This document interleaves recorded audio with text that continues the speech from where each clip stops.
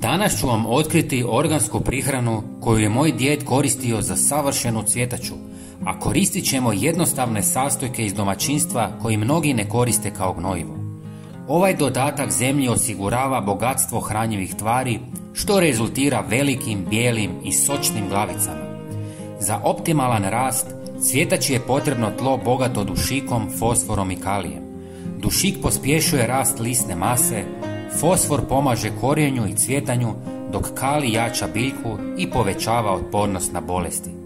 Osigurajte ove hranjive tvari kako bi vaša cvjetača postigla svoj puni potencijal. Umjesto uobičajenih kemijskih gnojiva ili komposta, postoji jednostavno rješenje koje možda već imate u kuhinji, a to je svježe mlijeko ili sirutka. Sadrži ključne hranjive tvari poput dušika, fosfora i kalija, koje su neophodne za bujan rast cvjetače. Ova kombinacija pomaže jačanju korijena i poboljšava zdravlje biljaka. Pomiješajte 150 ml svježe kravljeg mlijeka sa 250 ml vode. Kako biste dodatno obogatili gnojivo, dodajte žlicu drvenog pepela, koji je jako bogat mineralima, poboljšava kvalitetu tla i odbija puževe. Ako nemate pepela, možete ga besplatno dobiti u restoranima koji koriste drvene peći, jer ga oni bacaju u smeće.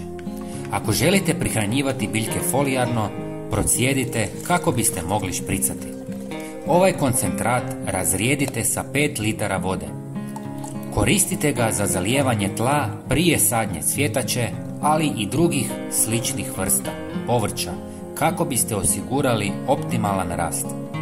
Prijatelji, pogledajte i naš sljedeći koristan video na vašem ekranu u kojem govorimo kako poboljšati češnjak prije sadnje. Hvala vam puno. Pozdrav!